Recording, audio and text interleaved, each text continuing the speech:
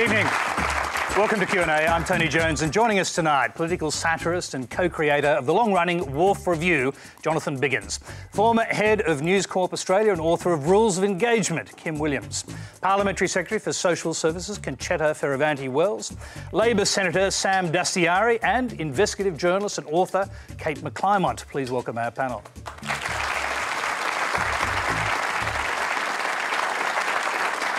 Just before we go on, we just want to send our best wishes to Jimmy Barnes, who was rushed to hospital on the weekend. He's hoping to join the panel soon, and we're looking forward to seeing him here.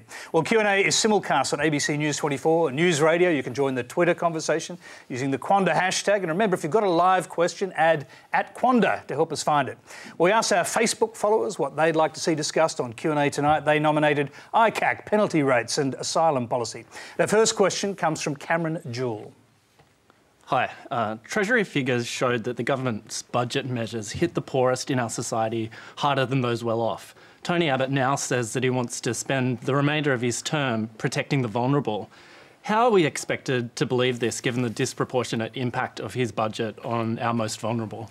Concetta Fierravanti-Wells. Well, we went to the last federal election and we said that we wanted to fix the budget and have a prosperous economy. In terms of a good economy and a prosperous economy, it's not it for its own sake, but for the social dividend that it does bring. And a strong economy means there's more revenue available and more revenue for us then to spend money on programs. So this is really where we're coming from. It's not just having a strong economy to have a strong economy. It's because of the social dividend that comes with it. Let me just ask you this, because Tony Abbott said of his next 2 years that he would end rip-offs and protect the vulnerable, which is contained in that question. What did he mean? And did he mean to link those two things deliberately? Well, I think over the Labor years we saw quite a number of rip-offs. I mean, we saw a lot of waste and mismanagement. And so in that respect, we want to stop that happening. But as far as I said, the social dividend of a strong economy is helping those less fortunate and helping whether they have a disability or ageing or a whole range of different areas. And that's so really will you be doing that by giving up some of your budget measures? Well, we have said that we want to fix the budget. That's what we need to do. And fixing the budget is important because, as I said, those budgetary measures and having a strong economy means that you can do so much more. And that's really what our objective is. OK, Sam Dastyari. Look, I think I got a fair bit of sympathy for what Cameron said a moment ago. And it's been 1 year of this government. And I've got to say, the thing that actually shocks me the most, and there's really two things that have surprised me about this government its first year. Firstly, just how ideological it's been.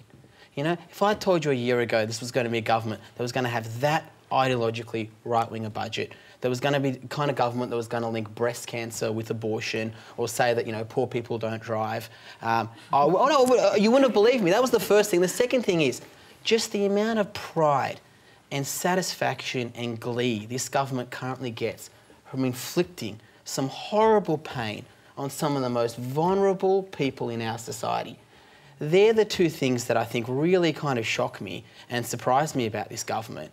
And frankly, it's not good enough. You might want a quick response to that. Well, I would have thought that the pain that was inflicted over your 6-7 years, Sam, and the debt and deficit mess that you left for us to clean up would have been pain in itself. So I hardly think that your years in government are something to crow about. So we're now in a position, we were elected to do a particular job. We were elected to fix the budget. We were elected to stop the boats. We were elected to get rid of the carbon tax and the mining tax. You weren't elected to do a whole bunch of stuff you've done. And we were elected... You've broken all your promises, Connie. We were elected on a particular platform, and we are meeting those commitments. OK, I'm going to move on to the other panellists. Kim Williams, go back to the core of the question. This idea of protecting the vulnerable. The questioner asks, will that be another broken promise? Well, look, I think it's probably one of the most difficult and challenging duties of care in politics is to actually speak for the vulnerable, given that they can rarely speak for themselves effectively and are substantially disempowered. And whilst I have no doubt that our budget requires enormous work to render it into a sustainable position. There clearly are imbalances in the actions that have been taken which are profoundly unfair. Jonathan Biggins. Well, I think there's a truism that when people say that a Labor government is never as good as you want it to be and a Liberal government is never quite as bad as you think it will be. But I think what shocked me most about, or surprised me most about this government is it's not necessarily the extreme ideology of their position, it's the incompetence with which it's been enacted or tried to be enacted. The budget is still not passed in its entirety. And there seem to be conflicting signals. I don't know why you would say we have an ongoing problem with an ageing population, unpaid pensions, scrap the mining tax and then yet take away money out of the superannuation plan. I don't know why you'd scrap the carbon tax yet keep the compensation packages in place. It seems to me they haven't done really much on the revenue side of the budget and they're trying to take it out of the spending. And I think it is very imbalanced and I think certainly some things are good. I think bringing back means testing for all sorts of welfare should be done immediately. I think the structural deficit that was entrenched by the Costello-Howard years is going to take a long time to wind back. And I think, you know, the battle for middle-class welfare, which both sides seem to be embracing quite strongly now, that has to be wound back. Things have to be means tested. You don't pay tax to get something back necessarily in terms of a government handout. And I think we have to really have a more serious debate about what tax is used for, what we expect of government, what we expect of states and federal governments to pay, and stop this whole sort of rhetoric about debt and deficit disaster and, you know, blaming it as your fault, it's your fault. Every government inherits a budget black hole. Every government seems to inherit debt and deficit disaster. It seems to be an ongoing situation, and every time we attempt to have some sort of serious reform, like the Henry tax reform, it's just put to one side. OK, let's hear from Kate McClymont. Yes, I was just going to say, look, speaking of tax reform, I just don't know why neither your side nor your side goes after big business. You look at the amount of tax minimisation that goes on. For instance, you look at companies like Google, like IKEA. Google very kindly, about 2 years ago, was paying $780,000 top tax on their earnings in Australia. Goes via Ireland. It's now paying, you know, $7 million, and that's still only 10% of its profits. I just don't understand why we can't actually make a serious attempt to get money out of those kind of people. It seems to be, you know, something that could be done, and why isn't it? Because there's a very long answer to that, and I don't think we'll go to it because we've got too many questions. But the next question is from Sandra Joyce. Oh, good evening, panel. I'm a nurse and I've worked night duty for 10 years plus. I'm very concerned that the trend is developing to eliminate all penalty rates. And I wonder if people who work 9-to-5 jobs and make these decisions have any understanding of the effect that shift work has on your health, your family and your lifestyle. Concetta, penalty rates under threat? Well, basically, penalty rates are a matter for the Fair Work Commission, and it's really up to employers to apply to the Fair Work Commission. I think Senator Abetz has made it very, very clear that this is a matter for the Fair Work Commission. Sam? Sandra, I think what's incredible is that your story isn't the only story, that you hear from so many people. You hear from people who are struggling, people working shift work, people who, you know, a lot of young people. And I think the question has to be this. Our focus should be on how do you create more jobs, not how do you take away some of the benefits and privileges that people currently in employment already have. And that's where the debate on this has gotten completely wrong. Can I just go back to Sandra? Why do you think there's going to be an issue with penalty rates? What's made you think that? Well, the press has said that with small business, are looking, hospitality trade, etc., are looking to eliminate it. My question was, how do you distinguish a small business? If I employed 25 people and you say 20 is small business, I'm not giving more people jobs, I'm getting rid of that 5 to bring me down under the penalty rate scale. For years and years, they've talked about us losing our penalty rates in nursing, especially. We can't retain staff as it is. You know, people aren't prepared. It is a penalty to be giving up your nights, your life, your sport, your TV.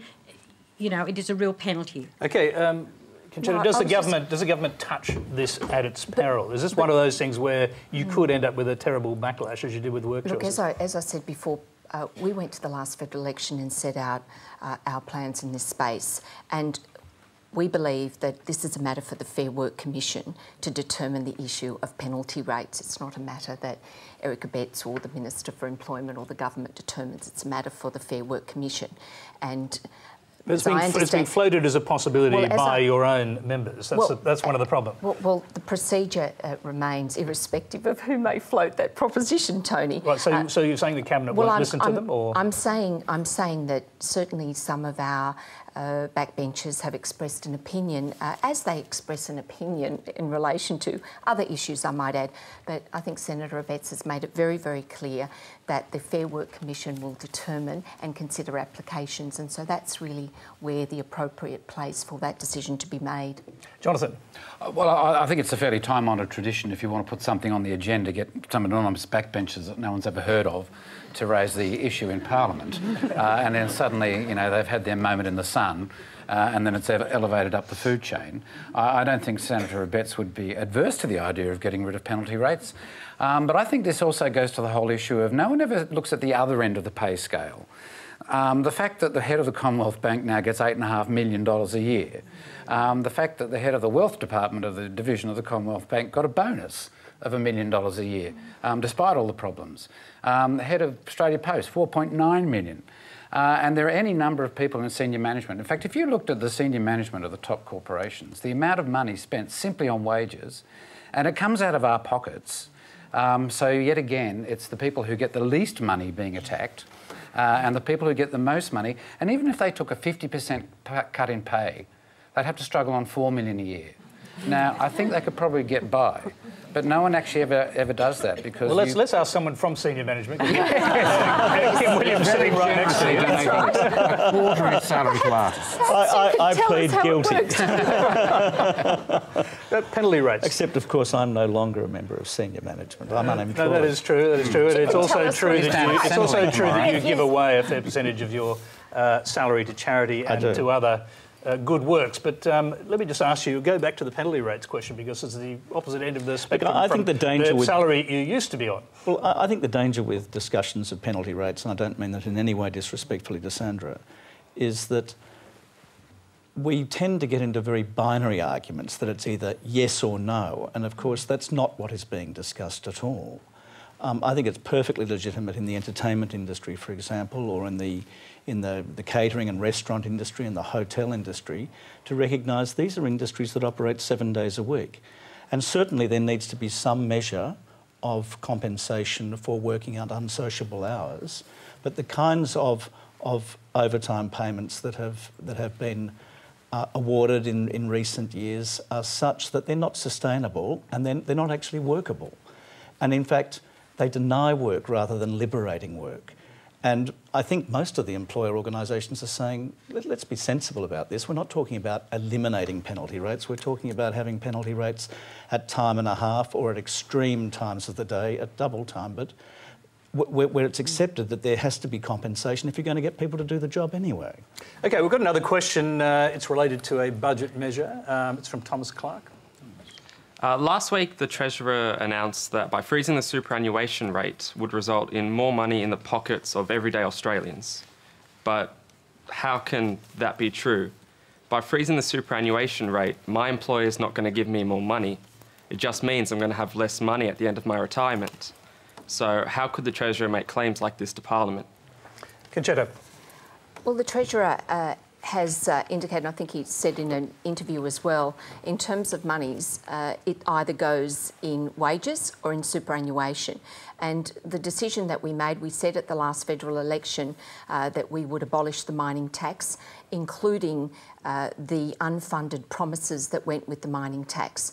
And that's precisely what we have done in the agreement that we reached with the Palmer United Party and other members of the Senate. Was it unwise to suggest that if you put money in superannuation, that's somehow squirreling it away. It's better to have the money in your pocket and almost make it sound like compulsory superannuation is another great big tax. Well, it's interesting to see that clearly that view was also the view of Bill Shorten. If I understand, he made similar comments, if memory serves me, in about 2010. He made that very observation that there was more money in people's pockets. So clearly, if that's the view that's shared by Bill Shorten, it's a bit hypocritical for there to be some criticism now of. Is the Treasurer? Is the Treasurer? I'll come to you in a second. Is the Treasurer leaving out the fact that when you get an increase in superannuation, the employer has to pay it as well? So you could put the 3% in your pocket, sure, or put it into an investment fund, but you don't get the 3% from your employer. Well, it's in relation to that, it's the monies, as the Treasurer, as I understood what he was saying, is that the monies either go in your wages or they go into superannuation. Thomas, the whole thing's a complete and utter con, and I wouldn't fall for it. Look, let's just be clear. You weren't part of the. You know, you chose to sit on the sidelines, Sam, as far as the Labor Party was concerned. I mean, you really. Let's be clear what's happened. What we have now with the abolishing of the mining tax is a tax windfall for some of the most wealthiest, powerful magnates in this country. And we're all going to be paying for it with our superannuation. You start off with what is a pretty basic principle that we can all agree with, and that is that the richest, most powerful mining magnates should be paying a little bit more as they get rich of the resources that belong to our country.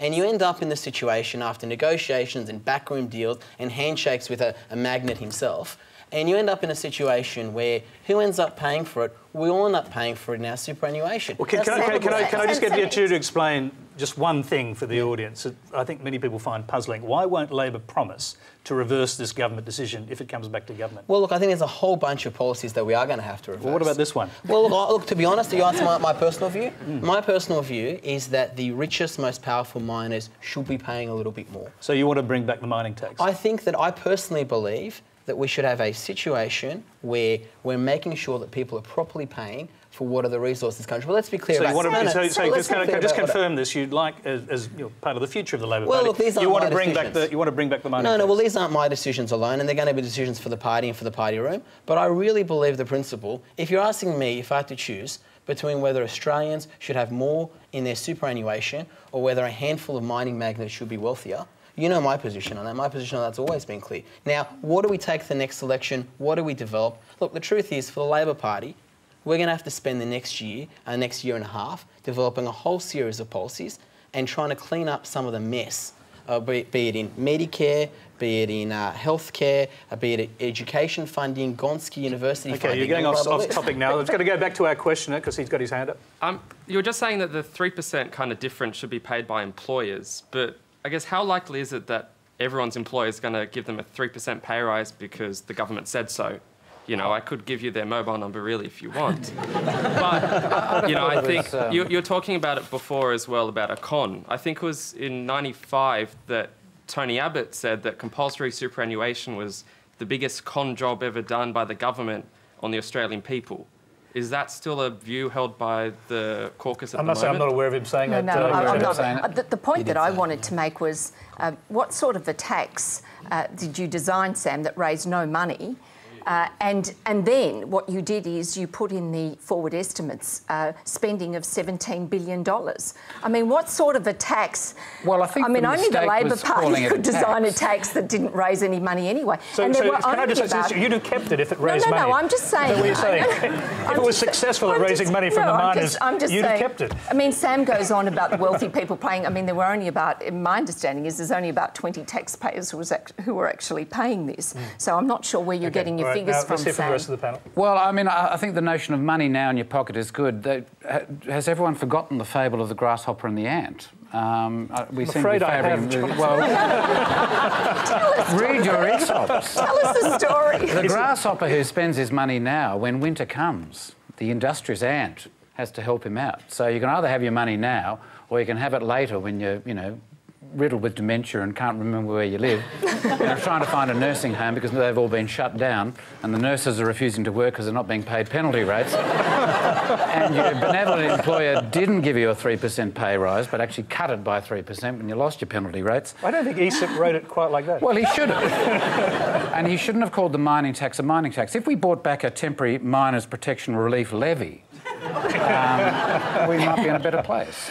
Kim Williams. Superannuation is the simple reality is that the nation has to provide more on the part of its citizens for their retirement, because we're just heading into a train wreck, and this was the price of a deal in terms of getting legislation passed. It's not the first time, it's not the last time. It's part of politics. What about the notion, though? It is what about the distribution of power constructs in the Parliament. Money put into your superannuation fund is somehow squirreled away, but if it's in your pocket, you can spend it and that's okay. Well, I think clearly that's an earnest but forlorn effort to try and sell something that is in fact not sellable. Well, I think one of the biggest gouges in all this, though, are the actual people who are managing our super funds. I mean, the fees that they gouge is extraordinary, and I really don't see why when people, you know, they get a commission on how much they manage. I mean, if you've got 40,000 or you've got 80,000, you're still managing it. So if we could eliminate some of those fees, we'd all be a lot better off. And we'll have to move on because, once again, we've got lots of different questions. You're watching Q&A. Our next question comes from Charbel Aburad. 2 Western journalists have been beheaded and tens of thousands of Christians, Yazidis, have been forced from their homes, forced to convert or be killed. Yet President Obama's response is, we do not have a strategy yet. Do you think it's time for Western nations to form a coalition in unison with Arab neighbouring countries and launch a full air and ground operation and stop the Islamic State's blitzkrieg offensive? Jonathan Biggins. Look, that's an extremely complicated question, and the last time the West formed an alliance and launched an air and ground offensive, it didn't go quite so well. In fact, the whole question of the Middle East goes back to, you know, the post-war division of Iraq. I think it's a very awkward and delicate question, and it seems to me that it is a war that maybe we shouldn't necessarily get involved in, because I don't know very much about it, but it strikes me as it's turning more and more into a civil war within Islam. And I would think that the only people who can fix that are the Islamic people. And you go back 300 or 400 years, and a similar thing was happening in Christendom. I mean, there were splits between Protestants and Catholics. There was the Spanish Inquisition. There were all sorts of things going on. The Reformation and the Age of Enlightenment managed to sort that out largely. Maybe something similar has to happen within the religion itself, and I don't know that it's our place to interfere necessarily with that. But unfortunately, realpolitik and geopolitics and oil and everything complicate the matter even further, and it seems to be a mess that we just, every time we stir up the whirlpool, it gets faster. Okay, Sam Dastyari wants to get in.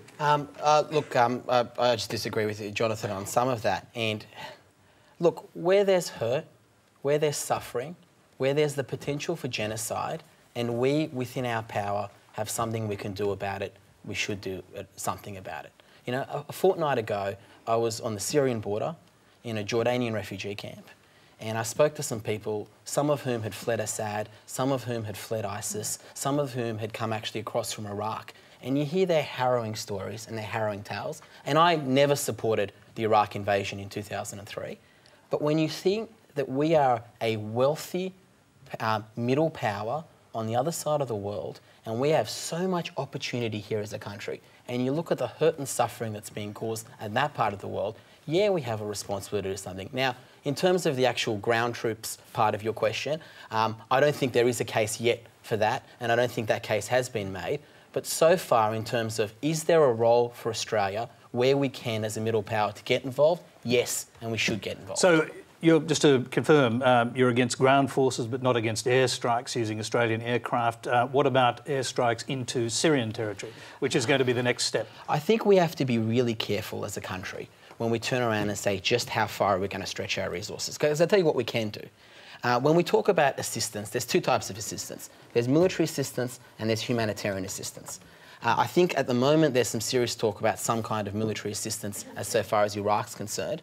I think with Syria, the first thing we have to do is humanitarian assistance. I got an email 2 hours ago from this amazing person, Cassie Matthew, who runs Australian Volunteers International in Jordan. And I went and visited her and visited all of kind of the young... You know, if you want to be proud of Australia, you go to that part of the world and you see these 20, 30-year-old young Australian volunteers that are giving up their safety, their security to go and participate and help people. All of these programs have now been cut. So frankly, I don't think we have to be careful about how far we stretch our military resources, but certainly we can be doing more on the aid front. OK, I'm just going to quickly bring you back to get an answer to that question, though. I mean, it's about the actions, the aerial bombardment will be against Islamic State forces. They can quickly move across the border into Syria and avoid that unless they are bombed in Syria frankly, as well. I don't think the case has been made where, as opposed to Iraq and Syria, we don't have a reliable partner on the ground, and I think that's going to be the big challenge. And I think that's where the international community needs to be focusing on. I don't think the case has been made for going across the border yet, but certainly, I mean, what you're saying is a very valid point. And I think it's going to be debated. But you do get the feeling, though, that Obama and the US are weary of being the world's policeman, and you get the feeling that they don't want to rush in and lock themselves into another, you know, military battle. And this is against an enemy that is completely elusive. You know, they keep evolving and changing. And I think the other worrying thing too is that the radicalisation of, you know, youths in Britain, in fact, in Germany, in France, Sydney. even here in Sydney.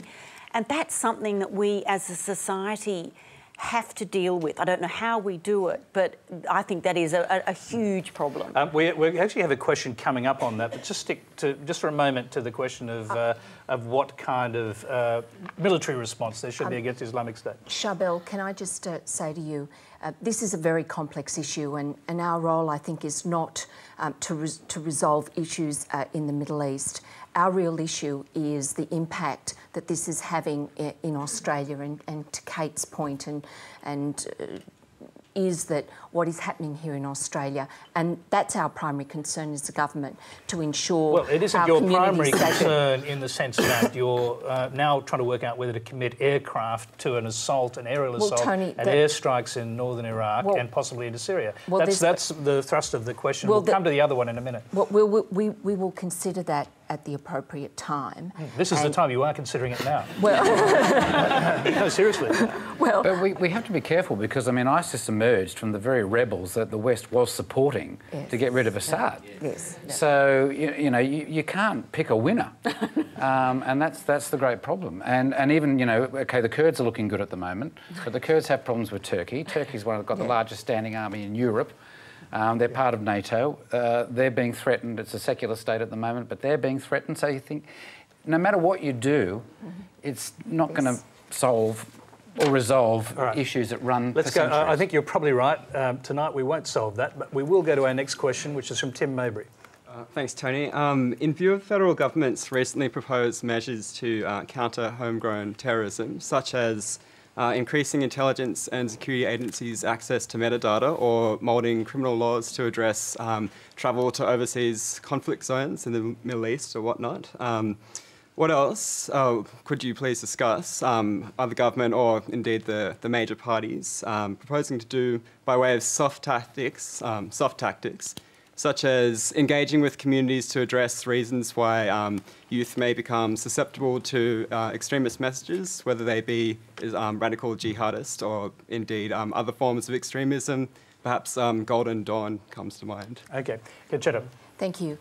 Look, there are two components to the work that the government is now doing. There's naturally the national security legislation and various changes that the Attorney has indicated are necessary to update in terms of powers and various things that the agencies have. That's one component to it. The other component is the community engagement, and I've kind of I've spent some time with the attorney in terms of consultation. We had consultations in Sydney and in Melbourne over the last couple of weeks, and I will now be chairing a series of workshops out in the community to actually look at ways that we can further engage with the community, basically, Tim, to address the sort of issues that you've raised. Will you, in those consultations, be using the term Team Australia? Well, that's a terminology that's been used, but Team Australia, Tony, is no, but I'm just saying, is it a useful one in this context? Well, yes, we're all part of that. We're all part of a team. But the point is, whether you call it Team Australia or you call it the value system to which we subscribe, it's basically that adherence to our set of values. I mean, let's not forget that we are one of the most socially cohesive nations on earth. Since 1945, we have welcomed 7.5 million people to Australia. 45% of us were either born here or have at least one parent born here.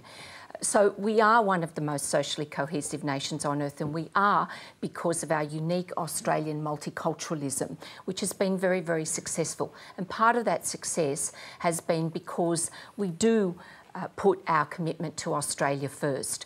We do support a common set of values. We are a very tolerant nation, and that's what, if you want to say what Team Australia encapsulates, it encapsulates that commitment to Australia. Okay.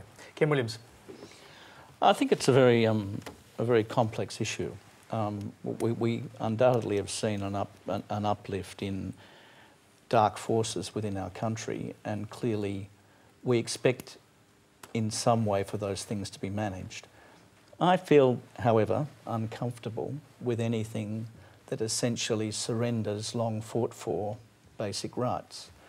And without real precision and understanding and transparency in relation to the action, I would take a very cautious approach in relation to basically abandoning rights over which we have fought in a very principled way in major conflicts. Are there particular rights you're referring to that you're concerned about being eroded?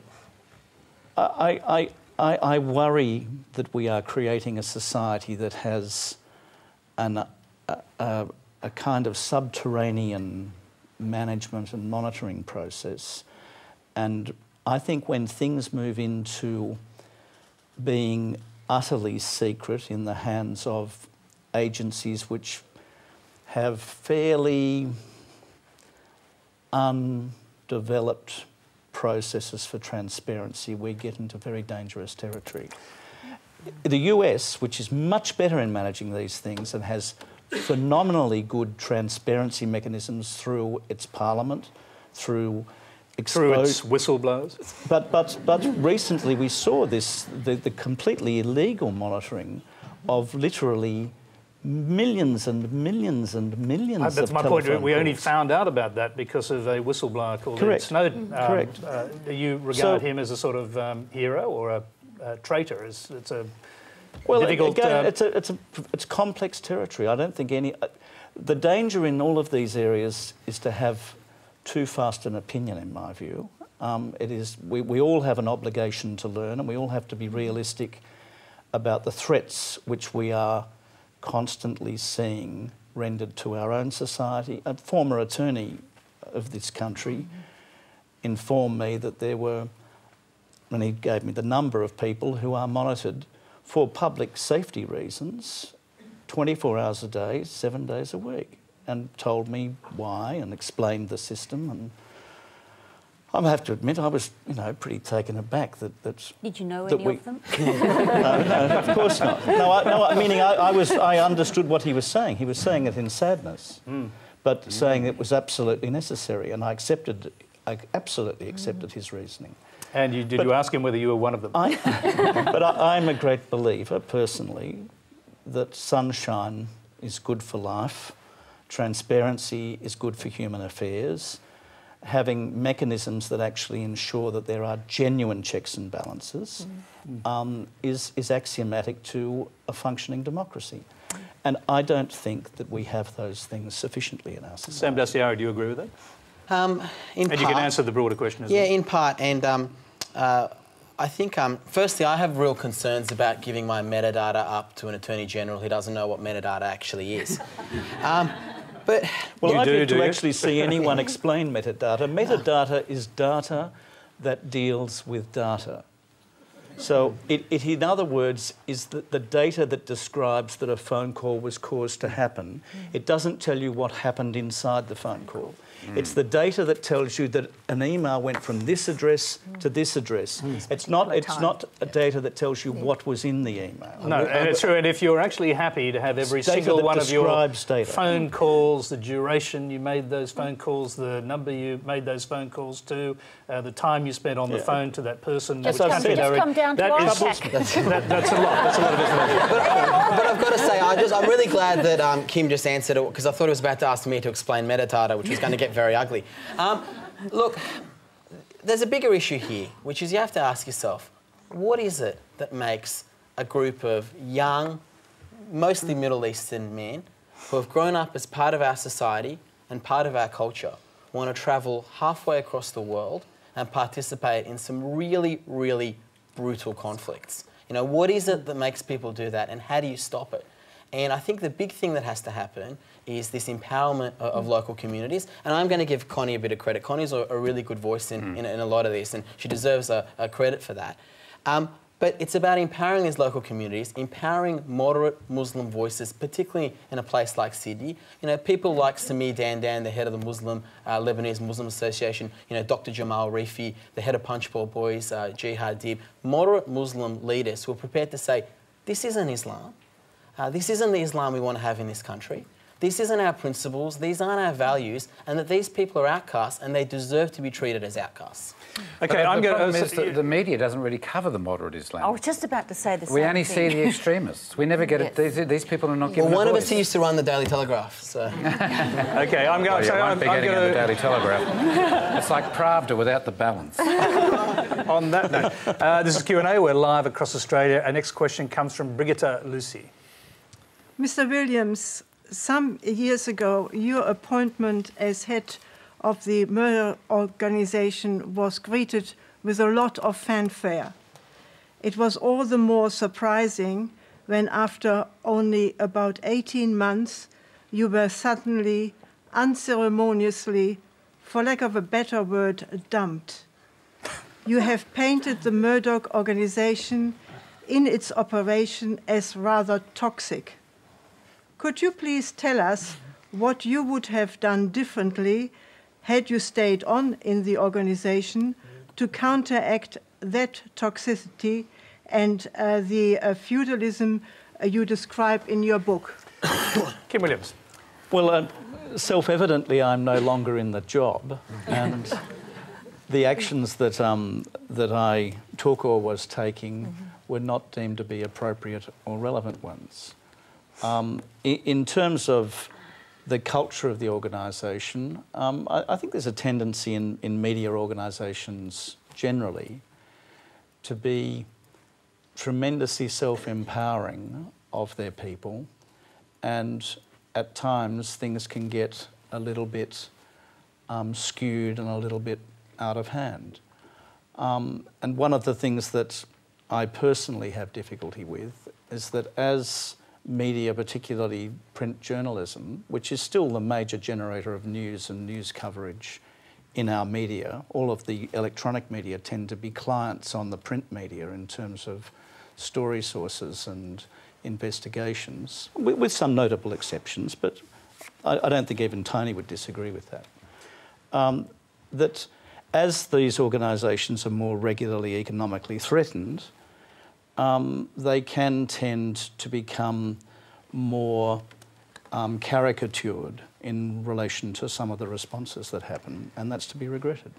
On the question of being self-empowering, it didn't seem to be the case so much when you made the speech at the book launch of Chris Bowen's book, Hearts and Minds. I think you got a phone call soon afterwards from the feudal lord himself, Rupert Murdoch. And as you put it, that was when you knew your goose was cooked. Yeah, well, that's true. Doesn't seem to be terribly self-empowering. Well, I was certainly self-empowered in terms of giving the speech.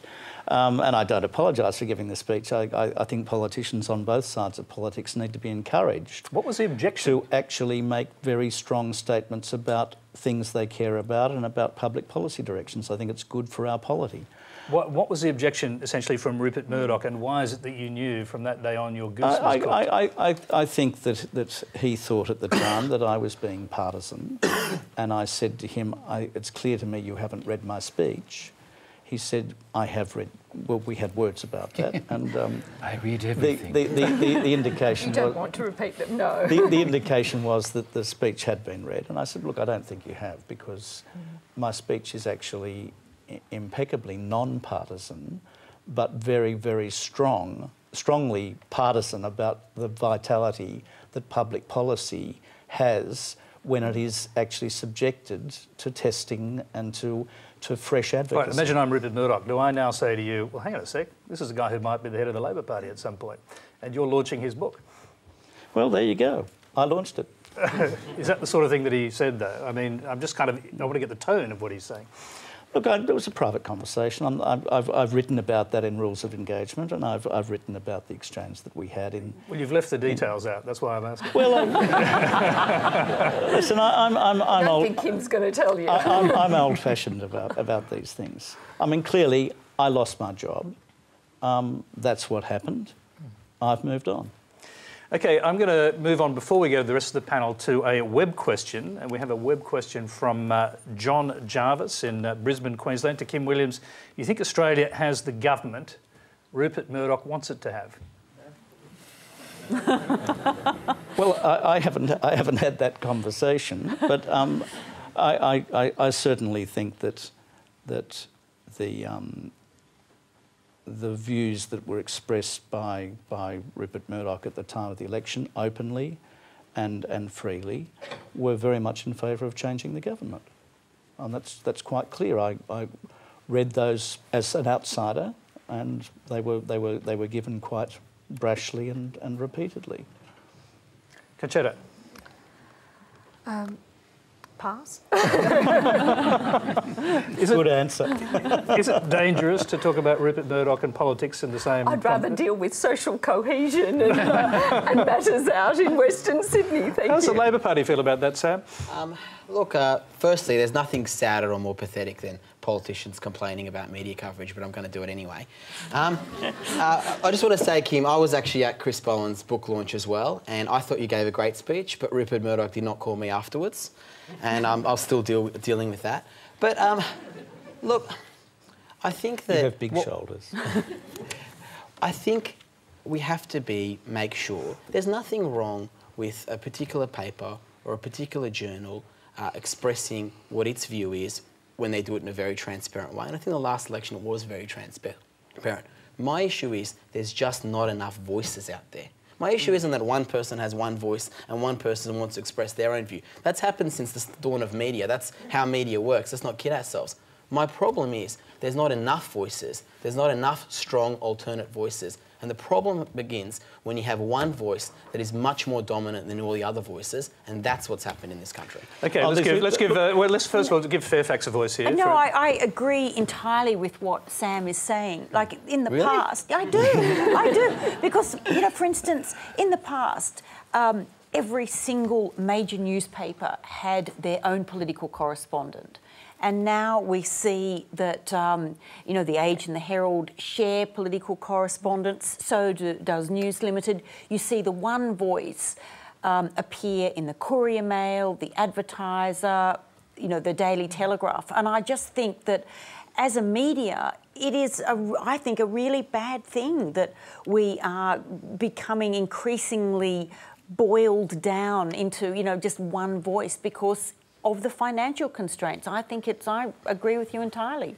I don't know what the answer is. Well, welcome to the 21st century. I mean, But I think if you're going to make things work and you're going to sustain them, that's an inevitable outcome. I don't agree with Sam at all about there being fewer voices, because there's never been such a proliferation of voices in relation to the vast array and empowered array of bloggers, of of social discourse that occurs in all manner of things. I mean, Facebook has now become a kind of common currency in terms of people exchanging views, and people, in fact, reposing their trust more in their Facebook friends or anonymous communities of online bloggers than they do in any kind of quasi-official source. And research has been demonstrating that since 1999. But wasn't journalism invented just to put a stop to that very thing?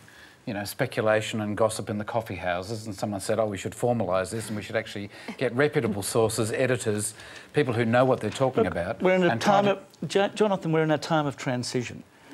We haven't arrived at a final outcome. Well, I don't think we ever will. But what worries me about the Murdoch papers at the moment is that it's becoming increasingly shrill and hysterical. And the notion that when Malcolm Turnbull attended an ABC function, I think Andrew Bolt was outraged that the Minister for Communications would attend an ABC function. It was seen as a sign of party disloyalty. And we're getting this mentality of you're either with us or you're against us. And if you're against us, we will cut you to pieces. You've had the treatment dished out, and it seems to be becoming increasingly personal, increasingly paranoid, and it's getting more like Citizen Kane by the minute, with Mr Murdoch rattling around some empty castle as his empire crumbles around him. Kim Williams, do you want to add to that in any way? I think Jonathan is an amazingly good actor. All right, OK, let's move on, because we've got other subjects and we've got other issues to deal with. This one's from questions from Salvatore Scivola. The ICAC in New South Wales has shown us with clarity the amount of corruption amongst former and serving politicians. If electoral funding laws in New South Wales and the Commonwealth refund political parties and individuals that can muster 4% of the vote, in 2010 this cost taxpayers $53 million, why should there be any need for private or corporate donations at all, other than to buy influence? Shouldn't we ban political donations over $100 to restore some credibility to democracy? Kate McClymont, let's start with you, since you've been following the ICAC very closely. Well, look, I agree with you, Salvatore, and I think today we've seen at ICAC that one of the worrying things is that it seems that the bigger the amount of money that you donate, the larger ear you get of politicians. And I think that is something that people worry about. But the depressing thing is we've seen now, it's almost 1 in 5 of New South Wales Liberal politicians have become embroiled in this. And it's over pathetic amounts of money. I mean, it really upsets me to think that, you know, someone would sit in the back of a Bentley and accept $10,000 in cash. And you think, is there not a moral compass that would tell you that, you know, a property developer giving you $10,000 in cash is not something that you should do? And I think that if we could develop a system of public funding, I, for one, would be thrilled but sad, because my job at ICAC would be terribly dull. OK, since, just before we move on, the Prime Minister's Chief of Staff was pulled into this whole thing today. What do the Peter Credlin emails actually prove? Look, I have to get this out front. They do not prove any illegality on the part of Peter Credlin. What it does show is that you've got the head of New South Wales, the chief fundraiser, just happening to drop into an email to the Chief of Staff of the opposition leader. By the way, Lindsay Partridge from Brickworks is a very big supporter of ours. And that's the worry. It's the fact that a fundraiser needs to tell the political branch that somebody is a very big supporter, and then we saw Tony Abbott on 3 different occasions give speeches at Brickworks factories, and that's a worry. Well, now I'll go to Concetta first. Can I get you to respond to that? And the general question first, and but that issue as well. Thank you, Salvatore, for your question. Look, there are matters before ICAC at the moment, and certainly I think we need to see those take its course. But can I just say this? It is possible that some people may have broken the law, and irrespective of which political party that they belong to, then there will be consequences. And as Tony Abbott has said, it's appropriate that they face those consequences. In relation to funding, look, there may be any myriad of possibilities in relation to how you deal with political donations.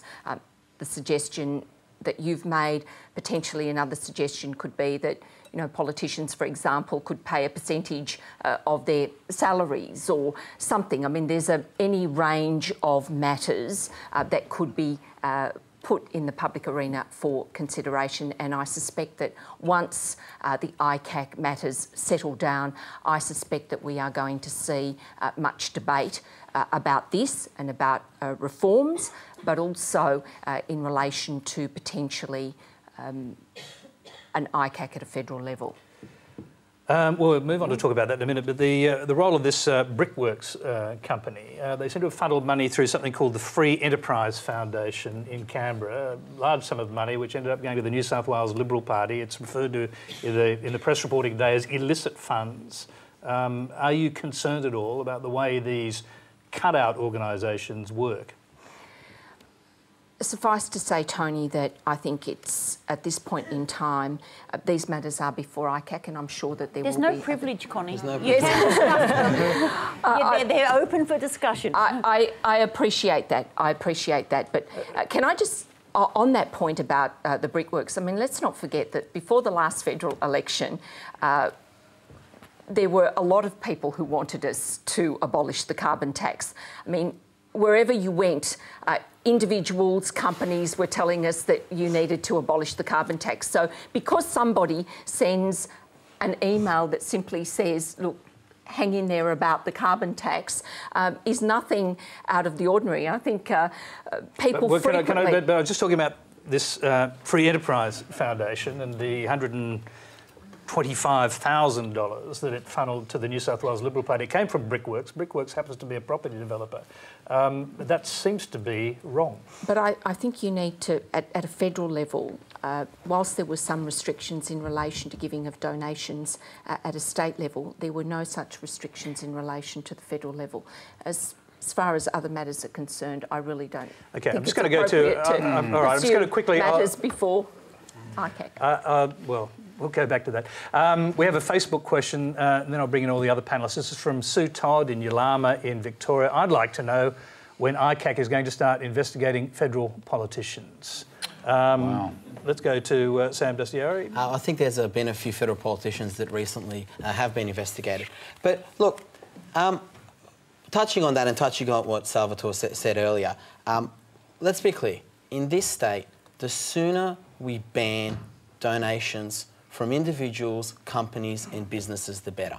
You know, I spent a lot of time in politics. And unions? Well, look, if you're going to ban it, you have to ban it for everybody. You have to set the same set of rules for everyone and move towards a completely public-funded model when it comes to how you fund your election campaigns. Sorry, are you going to take that to the national conference? Well, can I issue a federal thing at ICAC as well? I can explain to you, because there's actually a few points here. Certainly for this state, for New South Wales, at a state level, it's something we need to do. And part of the reason is this. You know, I spent a lot of time talking politics, and I've been a party secretary, and I've been responsible for fundraising. I know what the Liberal Party clearly did with the Free Enterprise Foundation. There'll be an ICAC process and a legal process. They're funneling money they weren't allowed to receive through that to bring it into their state branch, which is an illegal thing to do now. There'll be a process, there'll be court cases, there'll be this and that, but frankly, that's where it's going to end up. When I talk to my friends in the US who are involved in politics, this is the stat they give me that scares me. You know, the job of a federal US congressman is to spend 85% of their time raising money. Yeah. How is that good for democracy? How is that good for public policy? How is that good for decision making? I believe New South Wales at a state level, and the state leader John Robertson's been really strong on this, should lead the way and ban it. Has the case been made to do it at federal level? I think you've got to be careful about a one-size-fits-all, but clearly in this state, in this city, there are calls, and rightfully so, to say, you know what, let's just bring it all to an end. Okay. Well, I mean, the irony is that the Liberals could have won the election for $5.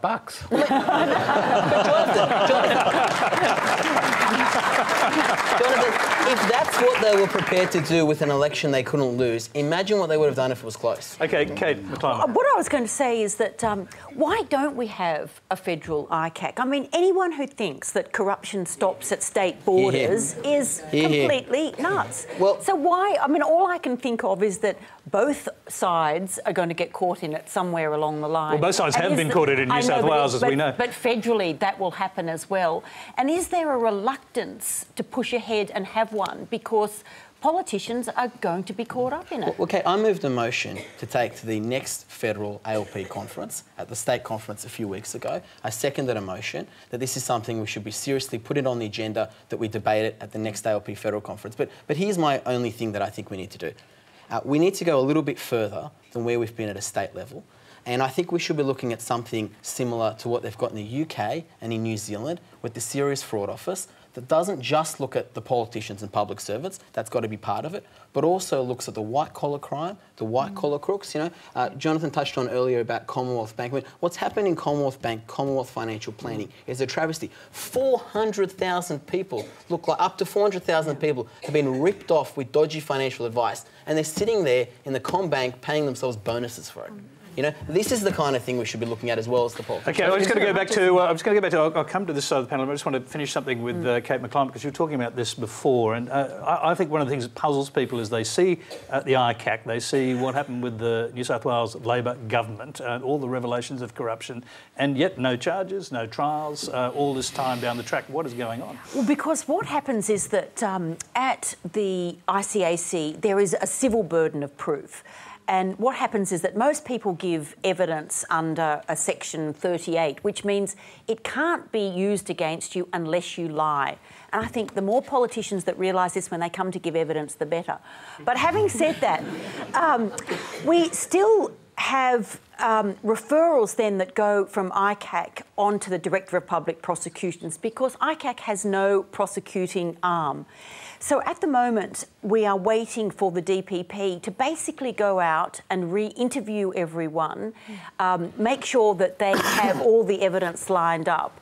And then it would be a complete shock to me if Eddie Obeid's claim that there was only 1% chance of him meeting the judicial system. I think that might be wrong. I'm hoping so. OK, we're going to get a quick comment. We're nearly out of time. We'll get a quick comment from from this side of the panel. So, Concetta. I was just going to say, in terms of a federal ICAC, one of the considerations has to be existing agencies who have powers in this space already. For example, the Australian Commission for Law Enforcement Integrity, which is overseen by Parliament, and at one stage I was chair of that parliamentary committee. So there are various other agencies that already have certain powers. So if we do look at it from that at a federal level, we'll also have to take into account what already exists and how this would sit within that framework. Is it being looked at a federal level? No, is the government looking at it as a possibility? No, I'm just simply saying I believe that after the ICAC situation in New South Wales completes, I suspect that there will be some. And we've got brief comments from Kim and. I'm very much in favour of public funding of political parties and political candidates, and sadly, I think it's become an inevitable necessity, particularly when you look at America. The kind of hostage process where politicians essentially spend most of their time and effort in raising money is ridiculous.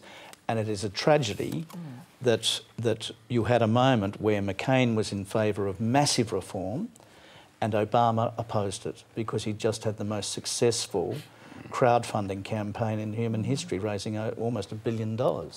It's a great tragedy for... I'm just going to go to Jonathan to end this, and my assumption is that as a satirist, you won't want any change. No, not at all. I think there should be federal funding of elections. There should be a federal ICAC, but if there was, I suspect the Free Enterprise Foundation would simply move its operations to Vanuatu. OK, I think that's all we have time for tonight. Please thank our panel, Jonathan Biggins, Kim Williams, Concetta Fierravanti-Wells, Sam Dastyari and Kate McClymont.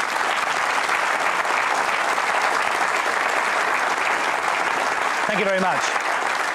Next Monday, We have a special edition of Q&A focusing on the future of science, I beg your pardon, with molecular biologist Suzanne Corey, who's delivering this year's Boyer Lectures on the Promise of Science, alongside Nobel Prize-winning immunologist Peter Doherty, Nobel Prize-winning astrophysicist Brian Schmidt, former Young Australian of the Year and founder of RoboGals, Marita Cheng, and the Chief Scientist of Australia, Ian Chubb.